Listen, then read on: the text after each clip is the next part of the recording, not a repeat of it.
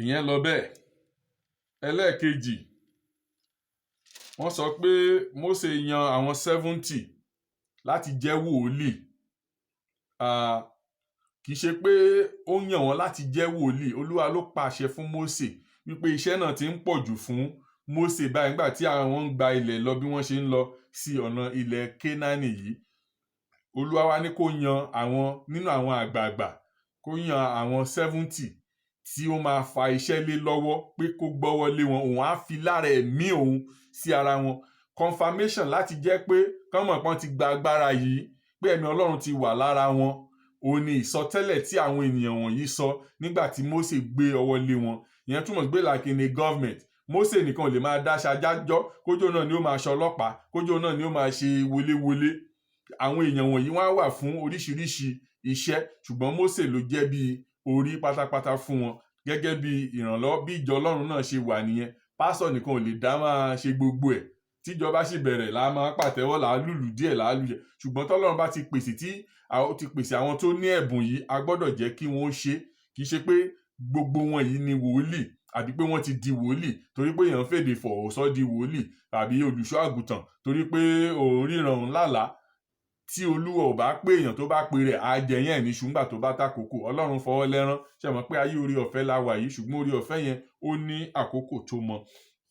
A lè rí yẹn nínú ìwé Númérì orí 11 ẹsẹ̀ 14 sí 17 àti ẹsẹ̀ 14 sí 15.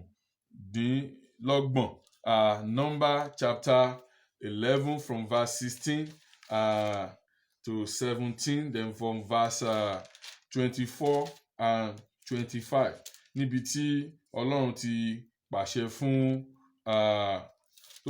fún Mósè láti yan àwọn àgbààgbà kí iṣẹ́ kó má bàa pọ̀ jù fún. Olúwa ò sọ wípé bóyá wòlíì ni wọ́n, pé wọ́n gbọ́dọ̀ jẹ́ wòlíì.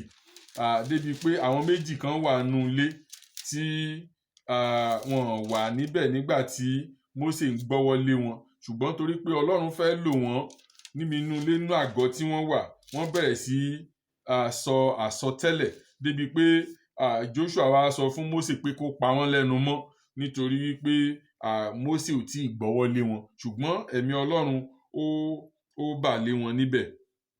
Ẹ jẹ́ ká wo nínú ìwé Númérì náà 11, 16 and 17. Olúwa sì sọ fún Mósè pé 70 ọkùnrin nínú àwọn àgbà Ísírẹ́lì sí ọ̀dọ̀ mi, àti ìwọ tí ìwọ mọ̀ pé wọ́n ṣe àgbà àwọn ènìyàn àti olórí wọn, kí o sì mú wọn wá sí àgọ́ àjọ, kí wọn kí ó sì dúró níbẹ̀ pẹ̀lú rẹ. Èmi ó sì sọ̀kalẹ̀ wá, èmi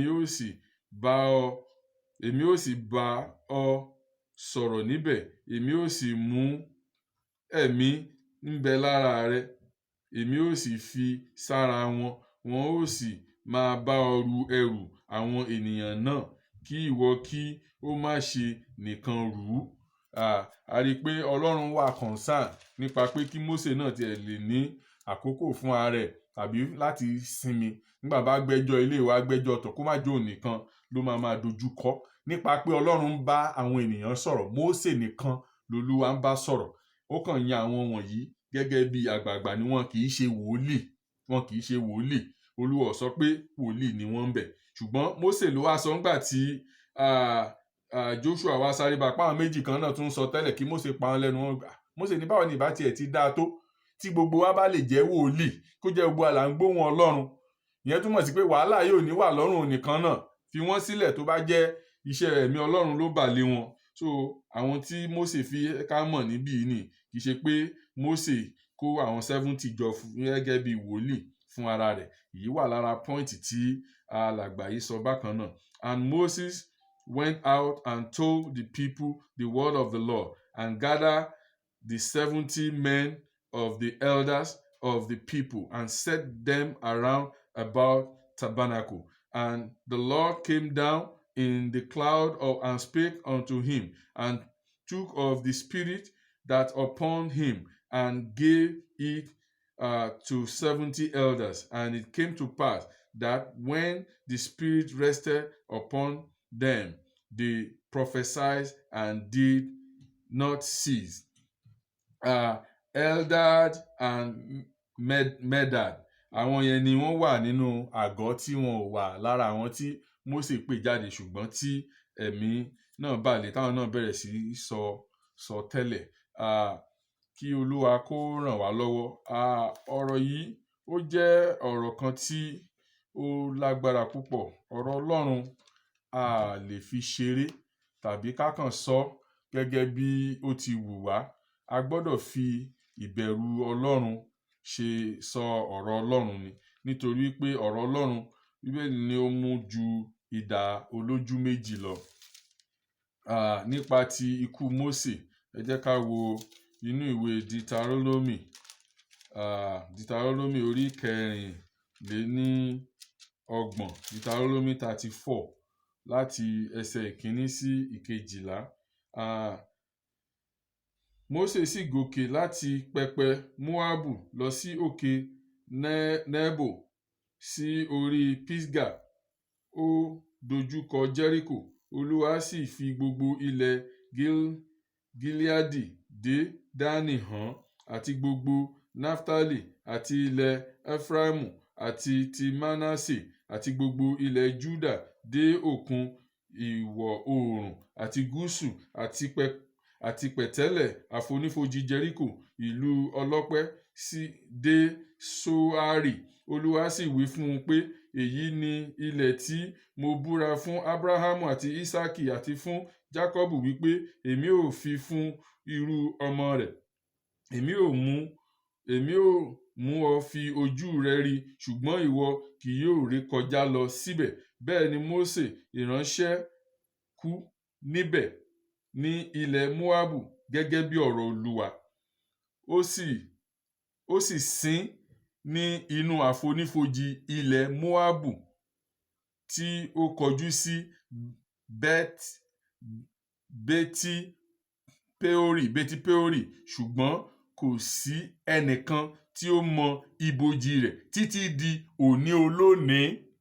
Ọlọ́run fúnra rẹ̀ ló pa Mósè, ló dẹ̀ sin.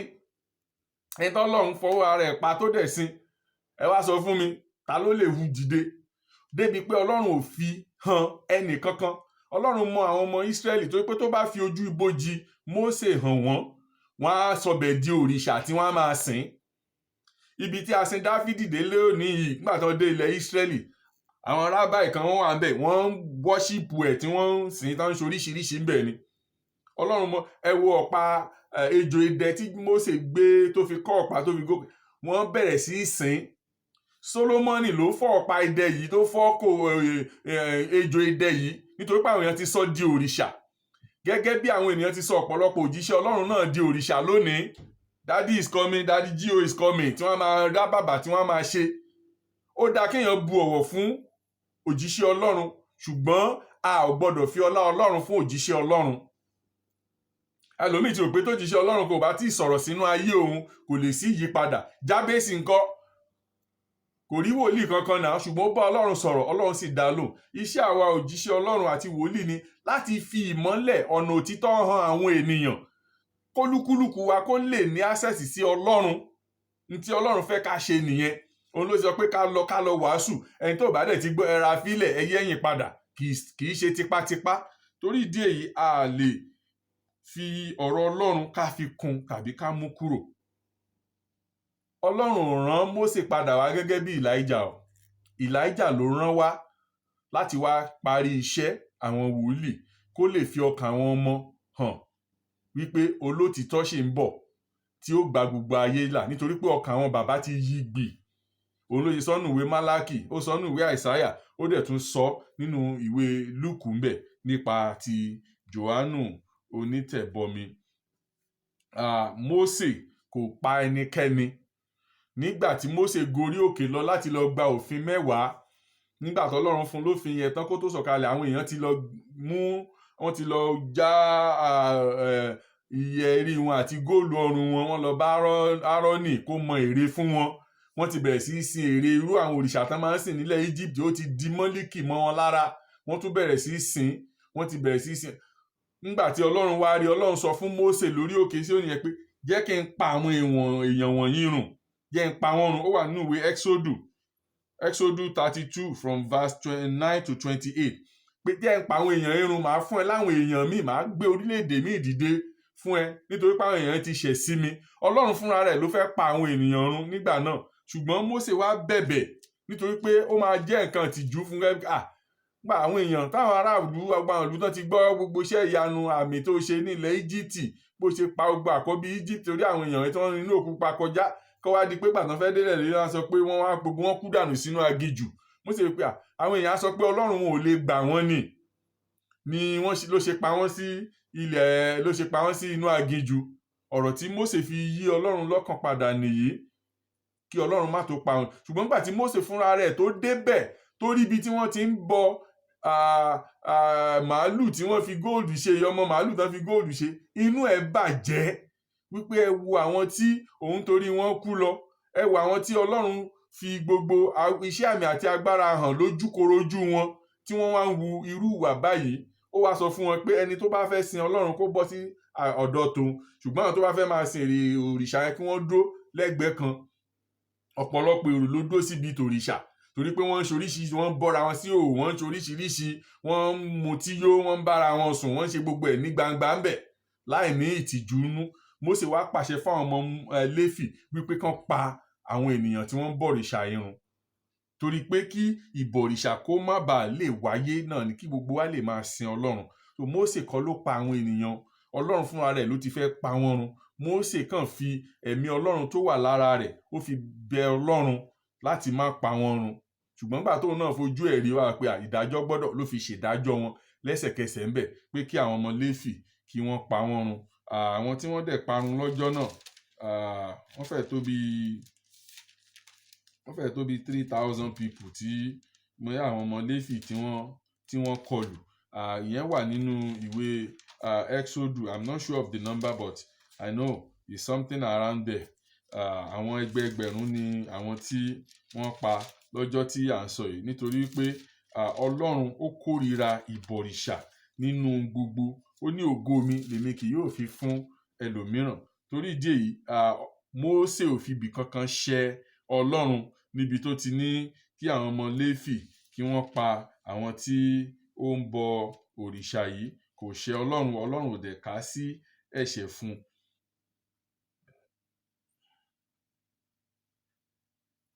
So Olúwa kó ràn wá lọ́wọ́. Àjọṣepọ̀ wo ló wá wà lára ní Mósè àti Èlíjà ní? Ǹjẹ́ àjọṣepọ̀ kankan wà?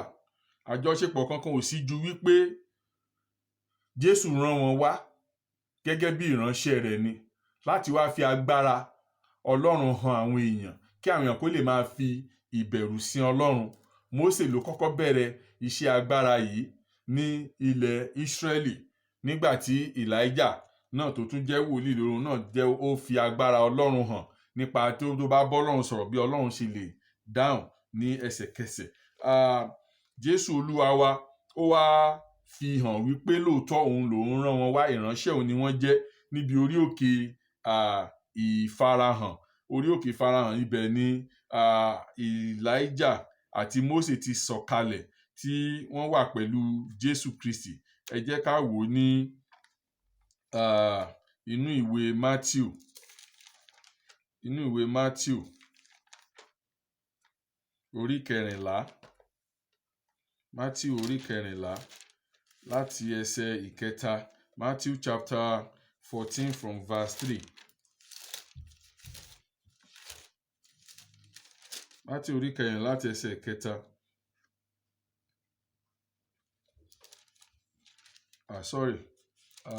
It should be Matthew 17 from verse 1. Matthew 17 from verse 1 to 8. And after 6 days, Jesus taketh Peter, James, and John, his brother, and bring them up unto an high mountain apart, and was transfigured before them, and his face did shine as the sun, and his raiment was white as light. Jésù Kristi ló fi ara rẹ̀ hàn níbí yìí. Ó fẹ́ jẹ́ kí àwọn ọmọ ẹ̀yìn kí wọ́n mọ irú ẹ̀dá tí òun jẹ́, kí wọ́n lè mọ̀ wípé iṣẹ́ ìránṣẹ́ tí òun fẹ́ gbélé wọn lọ́wọ́, iṣẹ́ tí ó lágbára ni.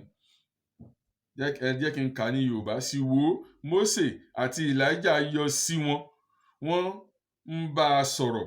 Pétérù sì dáhùn, ó sì wí fún Jésù pé, Olúwa, ó dára fún wa láti gbé ìhín bí ìwọ bá fẹ́. Àwa ó pa àgọ́ mẹ́ta nísinsìnyí, ọ̀kan fún ọ, àti ọ̀kan fún Mósè, àti ọ̀kan fún Elijah.